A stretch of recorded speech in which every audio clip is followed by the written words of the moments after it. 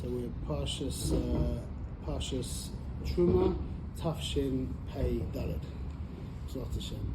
So the pasuk we talk about Vasisa Krashim and Mishkan, the Inyan. One moment, Kaf Vav Tes Vav.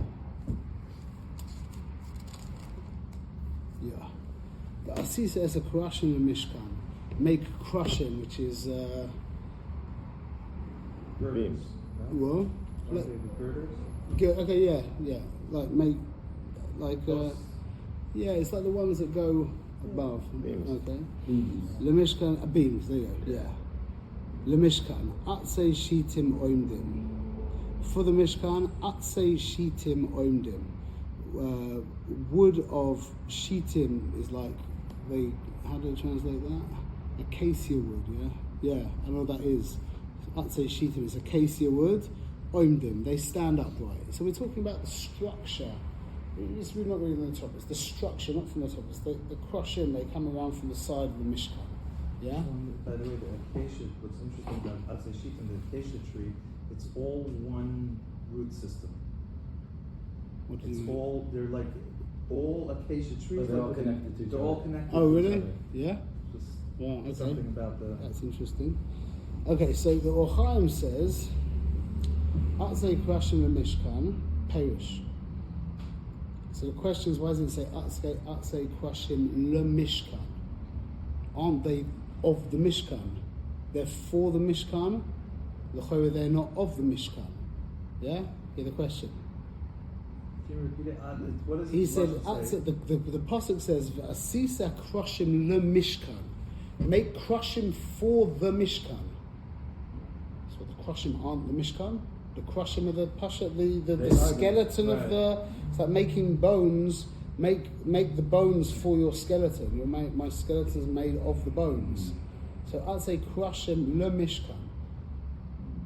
They're not the Mishkan. And so Orchaim says, Mamash, he says, perish. Ki a Mishkan yikra ha'oyel. The Mishkan's called the oil.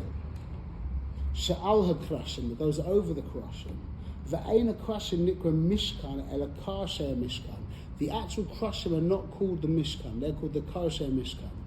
They're of the Mishkan, but they're not the Mishkan itself. The Mishkan is saying is the covers the oil that goes over. You know what I mean? Yeah. Mm-hmm. Okay, so this is what we're going to try and answer. It's a very important idea. You can take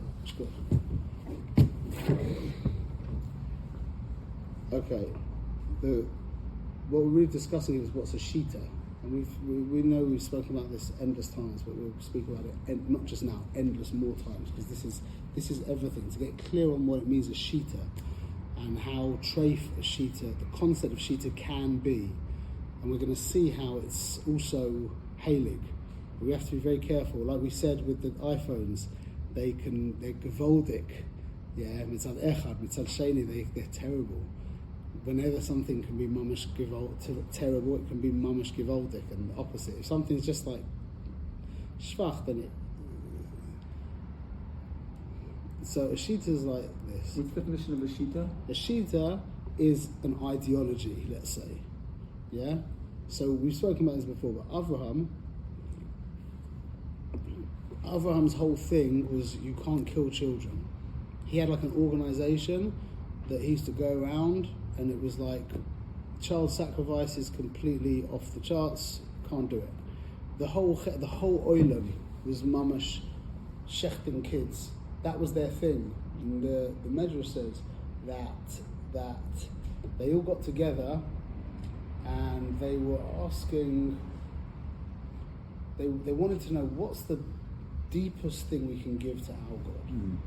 That's what they wanted to do. They wanted to give the hardest thing they could to their God. And so they all decided they were going to kill themselves. They were going to commit suicide, like en masse, yeah, l'shem their Elohus. And someone got up and said, no, I've got a better idea. We're going to shecht our spitz children. The firstborn, best, most precious children, that's what we're going to give to our God. And everyone's like, wow, that's like... And everyone agreed that that would be the ultimate sacrifice they could give their spitz children, not just their children, their spitz children. The Bechor, the guy, the college all-star guy, the girl who's, etc., etc. They all decided that was what they were going to do. So Avraham outside, so inside the Bati Canosius of the Bati Avodah Zarah, you had, it wasn't how I always pictured it, these like crazed people with like axes and underpants on their head and fire everywhere, just hacking people and killing, yeah? It was like mamash, deep, avoided. These people were crying their eyes out. It says in the Midrash that the Galachim were crying their eyes out. The children were crying their eyes out. The parents were crying their eyes out. Everyone was mamash crying. That it was the hardest thing that anyone can do. And you got this guy outside, yeah, like a reformie, Avraham Avinu with a stick, saying Hashem doesn't want you to kill your children. It's the exact opposite of everything we ever learned. We were thinking that these guys were like these psychopaths with machetes hacking up their kids, yeah?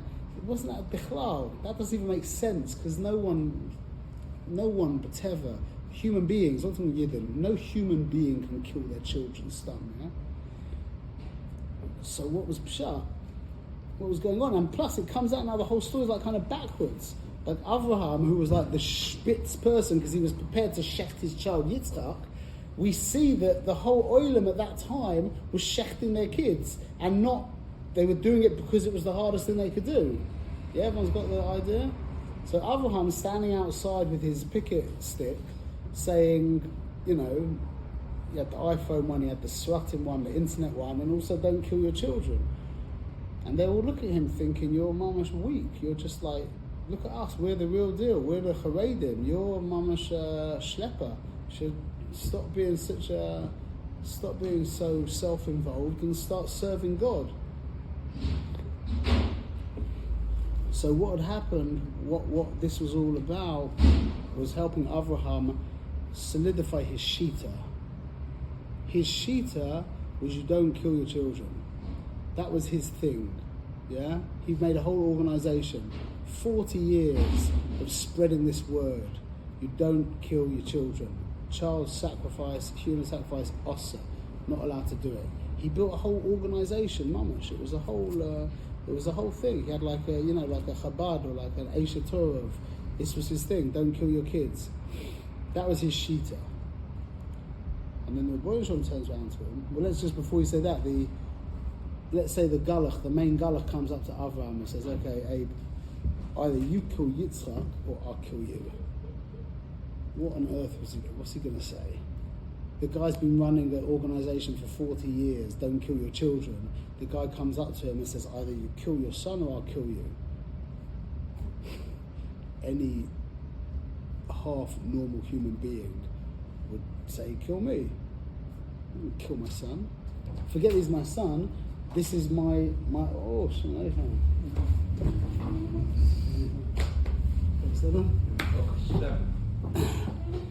that any normal human being would say, kill me, kill my son. I've been living this, forget that I love my son a lot. On top of that, I've been spreading the word that you can't kill your children for the past 40 years. And what did Avraham say? Whatever you want. That was Akedas Yitzhak. Akedas Yitzhak was that he went beyond his shita. That is the Jew. That is where Yiddishkeit was born by Akedas Yitzhak. That means going beyond our shita. Goyim have given up their lives, endless Goyim have given up their lives for their God. Think about October 7th, yeah? This boggles my mind. I think, well, it doesn't because I understand the Indian, but like between 1,000 and 3,000 Arabs came into Eretz Yisrael. Every single one of them was prepared to give up his life for their shtuyot, for their shita.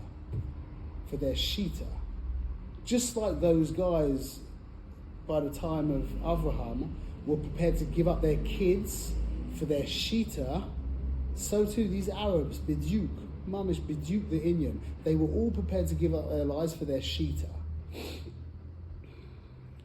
So what would they give their shita up for? Turn around to one of these Arabs and he's screaming, Allah Akbar. and you say, well, what would you do? What would you give up Allah for? That's your shita. What? Probably a couple million. I bet it'd be a little less than that. A couple million shekels. A couple of million cents. They wouldn't be able to do that. It's like, we've said this many times, William Wallace, when he stood and he said, they can take our lives, they cannot take our freedom. And you turn around to him and say, well, what would you give up your freedom for? And you know what he might say, and this is really the deeper Indian of Akadis Yitzhak, he might say, my children. I'd give up freedom for my children. What would you give your children up for? That's the highest shita, your child. Yeah, you see the people, I mean, you can imagine being in LA, yeah?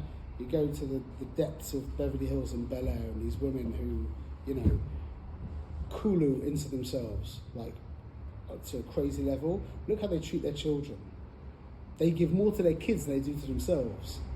You think that's coming from like selflessness? They've got no musad b'chlal what it means to be selfless. That's coming from deep shita. That's because they've identified so much with their children that they are their children are them, that they can even give more to their children than they do to themselves.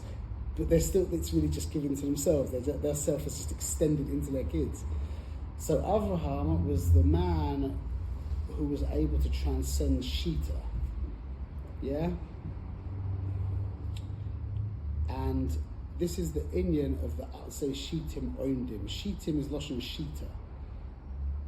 Shin Tes. Whenever you see those letters Shin Tes, also from Lashon Shtus.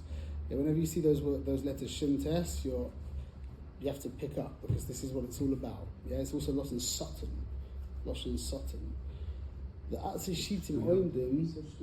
Shtuyot, Shtus, Shtuyot, Satan, Shita. Still the same Indian mamash. Same Indian, we could talk about this for hours. Same Indian mamash. That, see, the whole point of the Yid is to go beyond Shita. This is what the Baal Shem Tov really brought to me. This is what Avram Avinu brought to the world. And he was called Ish Chesed. He was the original Chassid. That's the whole Indian of the Chassid. This is nothing to do with Chassidus Bechlal, yeah? Chassidus is the Indian of going beyond Shita. So how does it manifest in this world in a lot of ways? The opposite, lots of Shitas, yeah? So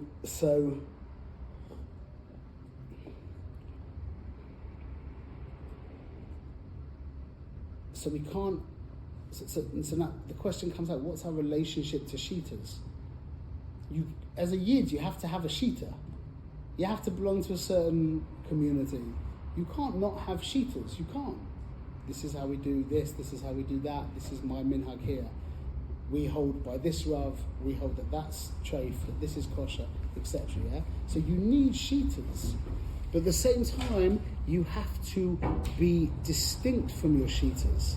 So this is the idea, is that you can't not have a shita.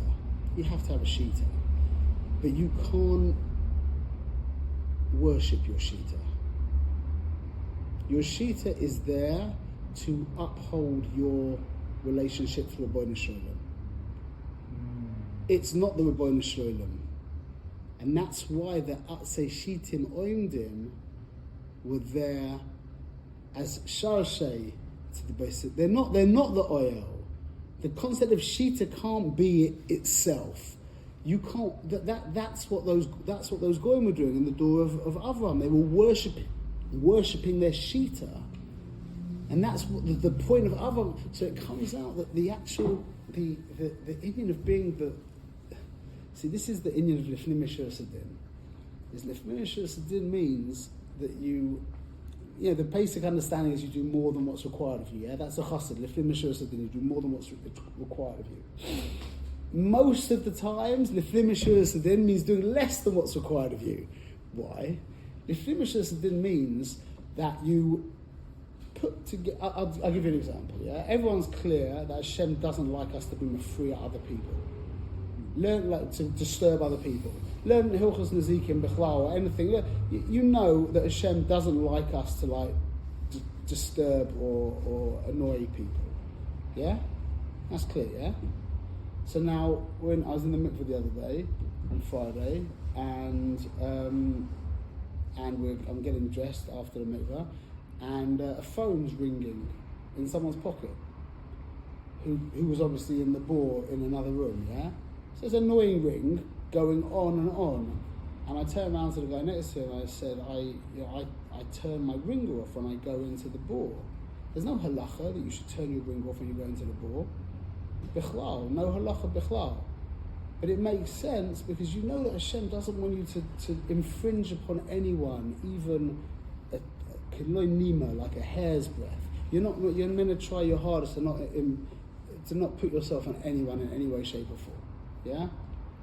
That's Panemia's Rotzen. Is that halacha? It's not halacha, but you see it from all of the halachas that you can't do this. So Lifnim Mishur Sadim, when you go into the mikveh on a Friday afternoon, means turn your phone off. Or put your phone on silent when you go into the mikveh so you don't disturb people if it rings. You with me? So Lifnim Mishur Sadim means you're going inside the halacha and you're going to him, Yisborach. And you're understanding him. As opposed to I've got this halacha and this halacha and this halacha and this halacha, you go inside Lifnim Mishur Sadin and you get to him himself. And they say that means you do more than what's required of you. It doesn't mean you do more than what's required of you. It means you are now able to work out in this situation. I don't know the halacha, but I know him well enough to know that l'chora, this is what he would want from me. You with me? That's Lifnim Mishur Sadin. And that's the exact inyan of the sheet of going beyond the shita.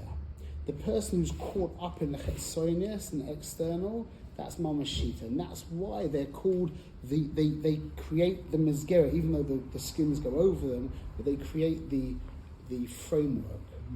So we need shitas. You can't operate without shitas. Your kids have to go to a certain school. You have to dress in a certain way. Like it's actually nice this is considered out of town, yeah? Kind of. It's like the most in town but out of town you could be, yeah? Yeah? So that's nice. That's really nice because you guys can dress as, you're not like wearing a uniform, and you can be without shitas more than like where I live, you have to have shitas much more clearly defined. But no matter, you still have shitas, no question. And you need them, and you can't get away from not having shitas.